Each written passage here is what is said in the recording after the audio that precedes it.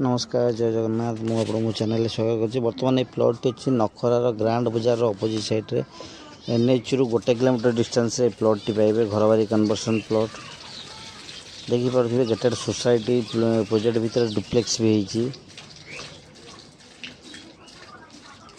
Electrification available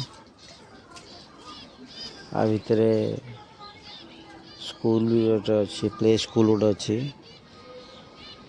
आपणकर marriage मंडप भी आ भीतर अच्छी।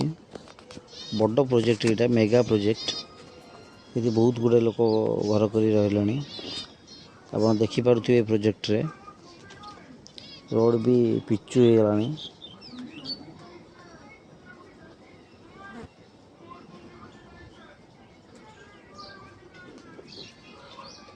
ये देखो यहाँ हूँ आपणकर मंडप मैरेज मंडप गेटेड सोसाइटी बिगे बड़ प्रोजेक्ट यहाँ देखा गले मैंने मेगा प्रोजेक्ट